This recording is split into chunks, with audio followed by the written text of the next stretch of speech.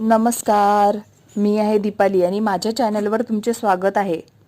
मी कथा घेऊन येत आहे विधिलिखित भाग 23. सार्थक हॉटेलला येतो. नव्या शांत झोपलेली असते. सार्थक राहुल फ्रेश होतात. दिवसभर धावपळ झाली. नव्या नव्या सार्थक हाक मारतो. घरी गेलो नाही आहे, साऊ वाट बघत असेल, सार्थक म्हणतो. डोळे किलकिले करून बघितले. सार्थक समोर दिसला. नव्या लगेच उठून बसली. तुम्हाला लागले नाही ना, नव्या सार्थककडे बघत म्हणते. मला काही झाले नाही, मी ठीक आहे. आता घरी जायचं, साऊ वाट बघत असेल. मॉमला पण काही माहिती नाही आहे. किती त्रास रात्र झाली आहे, सार्थक म्हणतो. सगळे घरी येतात. योगिता वाट बघत बसल्या असतात. साऊ त्यांच्या मांडीवरच झोपली होती. नव्या साऊ जवळ गेली. तिच्या चेहऱ्यावर हात फिरवला. तिला जवळ घेतले. नव्या, ती झोपली आहे, तिला आपल्या रूममध्ये झोपवतो, सार्थक म्हणतो. बाकी आपल्या आपल्या रूममध्ये निघून गेले. सार्थकने साऊला घेतले. रूममध्ये घेऊन गेला. नव्या पण त्याच्या मागे गेली. सार्थकने साऊला बेडवर नीट झोपवले. तो फ्रेश होण्यासाठी गेला. सार्थक आल्यावर नव्या फ्रेश होण्यासाठी गेली. शालूने जेवण बनवले होते. सगळे आपल्या आपल्या रूम आवरून आले. सगळे येऊन डायनिंग टेबलवर बसले. मॉम, शारदा मावशीला आपल्याकडे बोलवून घे. रुपेश आता परत येणार नाही. त्याचे नाव पण मला नको आहे, तो नालायक आहे, सार्थक म्हणतो. सार्थक, आज काय झाले आहे, तू असं का बोलत आहे, योगिता म्हणतात. मावशी, आपण त्याला चांगला समजत होतो. त्याने आज नव्या वहिनीला किडनॅप केले होते. पुढे काय झाले ते राहुलने योगिताला सगळं सांगितले. मी त्याला किती चांगला समजत होते. बरे झाले लवकर समजले. आता त्याला बाहेर येऊ द्यायचं नाही, सार्थक. मला तो परत आपल्या घरात काय कुठं नको आहे, योगिता म्हणतात. त्याला जेलमधून कोण बाहेर काढतं तेच बघेल. त्याला आत्ता बाहेर येऊ द्यायचं नाही, सार्थक म्हणतो. आत्ता काही काळजी करायची नाही. नव्या अशा लोकांना घाबरायचं नाही. रिया, तू खूप छान काम केले. अजून 1-2 ठेवून द्यायला हवे होते. नव्या, रिया सारखं राहा, कोणी आपल्या वाटेला जाणार नाही, योगिता म्हणतात. सगळे दमले होते. आपापल्या रूममध्ये निघून गेले.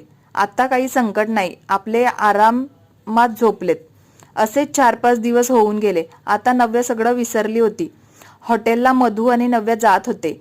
हॉटेल मस्त चालत होते. मध्येच रिया येऊन भेटून जात होती. सकाळीच सार्थक कॉल आला.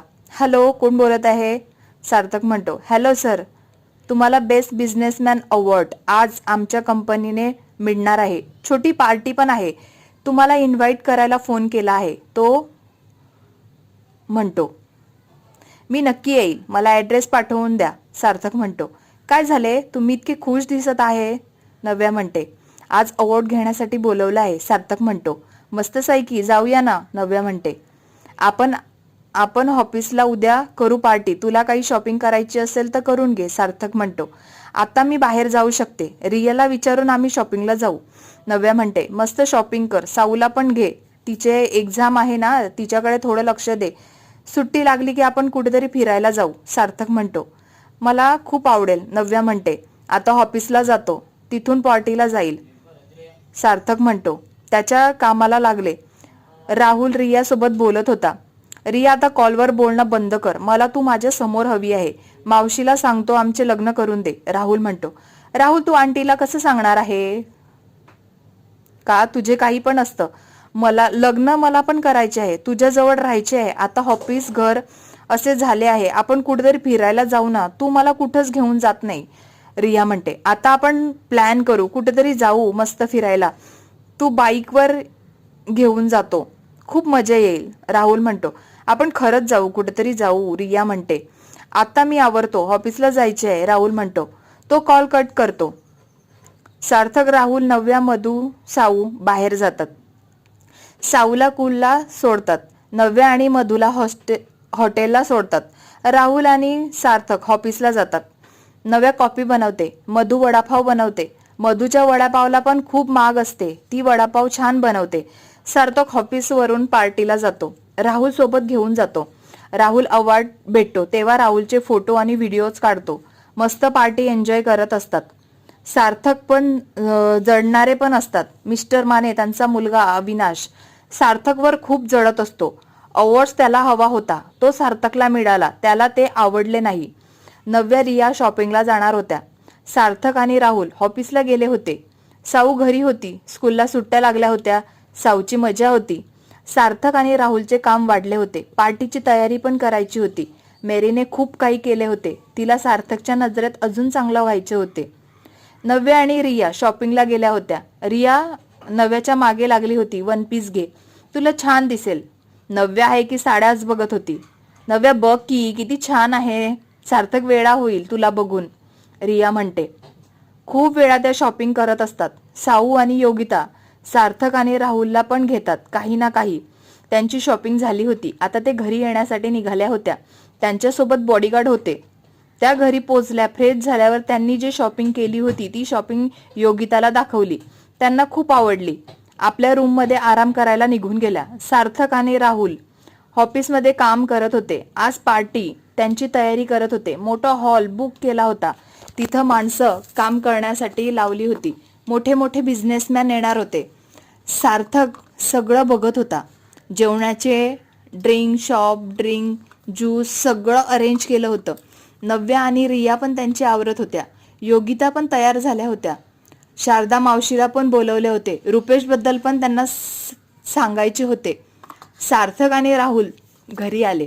राहुल त्याचा आवरायला रूममध्ये गेला. सार्थक त्याच्या रूममध्ये गेला. नव्या तयार होत होती. तिने ब्लू रंगाचा वन पीस घातला होता. खूप छान मेकअप केला होता. केस थोडे कर्ल करून मोकळे सोडले होते. खूप सुंदर दिसत होती. सार्थक तर तिलाच बघत होता. नव्या, मी काय म्हणतो, आपण पार्टीला नको जाऊ, घरीच थांबू, सार्थक म्हणतो. नव्याला हसायला आले. रिया बोलली होती सार्थक तुलाच बघत राहील. नव्या मनात विचार करते. आपल्याला पार्टीला जायचे आहे, नव्या म्हणते.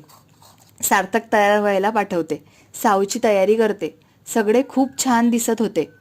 सगळे तिथं पार्टी होती तिथे गेले होते. नव्या सगळं बघत होती. तिला खूप आवडले होते. साऊ पण सगळं फिरत होती. नव्याकडे सगळं बघत होती. तिने गळ्यात डायमंडचं नेकलेस घातला होता. छोटंसं मंगळसूत्र होतं. रिया तिच्या सोबत होती. योगिताला सगळे ओळखत होते. त्यांच्यासोबत स्टाफ बोलत होते. मेरी पण योगिताला काय हवं नको बघत होती. मेरीला माहिती पडलं तेव्हा काय होईल. आता सगळं गेस्ट आले होते. राहुलने माईक घेतला. हॅलो एव्हरीवन, तुम्हाला माहितीच आहे सार्थकला अवॉर्ड मिळाला आहे. त्याची ही पार्टी. अजून एक मोठी गुड न्यूज आहे. तुम्हाला माहिती आहे का, आपले सार्थक सर सिंगल नाही आहे. त्यांची अर्धांगिनी पण आहे. त्यांना एक क्यूटशी मुलगी पण आहे. आपण त्यांच्या फॅमिलीसह बोलवू. टाळ्यांनी होऊन जाऊ द्या. सार्थक, मिसेस नव्या सार्थक, त्यांची मुलगी सावी सार्थक. राहुल ओळख करून देतो. सार्थक सगळ्यांना हॅलो करतो. मेरी तर बघतच असते. तिला वाटत होते सार्थक सर कुवारे आहे. तिला हे सगळं बघवले गेले नाही. कीर्ती मेरीकडे बघत होती. तिचे डोळे भरून आले होते. कीर्तीला वाईट वाटले. सार्थक बोलला, एन्जॉय युअर पार्टी. कोणी ड्रिंक घेत होते, कोणी खात होते. बिझनेसच्या गप्पा, बायकांचे गॉसिप चालू होते. पार्टीमध्ये आपल्या बायकांनी काय घातले आहे ते बघत होते. सगळे एन्जॉय करत होते. कपल डान्स सुरू झाले. सगळे मस्त डान्स करत होते. अविनाश नव्याकडेच बघत होता. ड्रिंक घेत होता. सार्थक सगळं कसं चांगलं मिळतं. काम पण किती मन लावून करतो. बायको पण किती सुंदर आहे. त्याच्या चेहऱ्यावर किती आनंद आहे तो विचार करत होता. सार्थक आणि नव्या, राहुल आणि रिया मस्त डान्स करत होते. ते आपल्या दुनियेत होते. आजूबाजूला आपल्याला कोणी बघत आहे त्यांना काही वाटत नव्हते. आपण आपल्यामध्ये गुंग होते.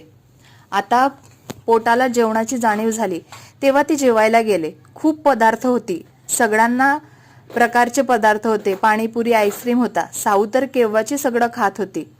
स्टाफ मधील तिला कोणी ना कोणी घेऊन जात होते. मेरीला सार्थक सोबत नव्याला बघणे आवडले नव्हते म्हणून ती पार्टी सोडून निघून गेली होती. कीर्ती मस्त पाणीपुरी खात होती. मस्त खूप फोटो पण काढून झाले. सगळ्यांना पार्टी खूप आवडली होती. आता ते जेवायला गेले. सगळ्यांनी मस्त मजा मस्ती मध्ये जेवण केले. नव्या एकटी उभी होती. रिया हँड वॉश करायला गेली होती. अविनाश नव्याजवळ गेला. खूपच चढली होती. तो काय बोलत आहे त्याला समजत नव्हते. तरी तो नव्यासमोर जाऊन उभा राहिला होता. नव्यासोबत बोलणार की त्याला कोणीतरी मागे ओढले. कोण असेल तो? कथा आवडत असेल तर लाईक करा, कमेंट्स करा. पुढील भाग ऐकायचा असेल तर सबस्क्राईब्स करा, मला सपोर्ट करा. धन्यवाद.